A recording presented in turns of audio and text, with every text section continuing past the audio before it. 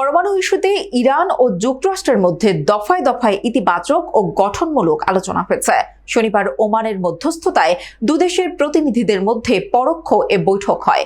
উভয় পক্ষ আগামী সপ্তাহে আরেকটি বৈঠকে বসার সিদ্ধান্ত নিয়েছে। সেটি ইরানের জন্য খুবই গুরুত্বপূর্ণ, কারণ আলোচনা ব্যর্থ হলেও হামলা করে বসতে পারে যুক্তরাষ্ট্র।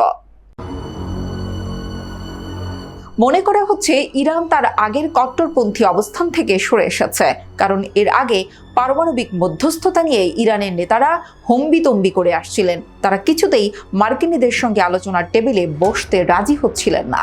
এক পর্যায়ে ডোনাল্ড ট্রাম্প সর্বোচ্চ চাপ প্রয়োগ নীতির ঘোষণা দেন, বলেন কোনো চুক্তি না হলে সামরিক পদক্ষেপ নেওয়া হতে পারে। ট্রাম্পের যুদ্ধের হুমকির পর নমনীয় হতে থাকে ইরান, তবে সরাসরি আলোচনায় বসতে রাজি হয়নি আয়াতুল্লাহ আলী খামেনির দেশ। এর বদলে ওমানের মধ্যস্থতায় পরোক্ষ বৈঠকে মিলিত হয় উভয় পক্ষ। তেহরানের ক্রমবর্ধমান পারমাণবিক কর্মসূচি মোকাবিলায় যুক্তরাষ্ট্র উঠে পড়ে লেগেছে। ট্রাম্প কিছুতেই ইরানের উপর আস্থা রাখতে পারছেন না।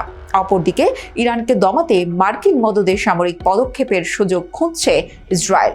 বৈঠক শেষে ইরানের পররাষ্ট্রমন্ত্রী আব্বাস আরাঘসি বলেন, আমি মনে করি আমরা আলোচনার জন্য একটি ভিত্তির খুব কাছাকাছি পৌঁছে গেছি এবং যদি আমরা আগামী সপ্তাহে এই ভিত্তিটি শেষ করতে পারি তাহলে আমরা অনেক দূর এগিয়ে যাব। এর উপর ভিত্তি করে প্রকৃত আলোচনা শুরু করতে সক্ষম হব।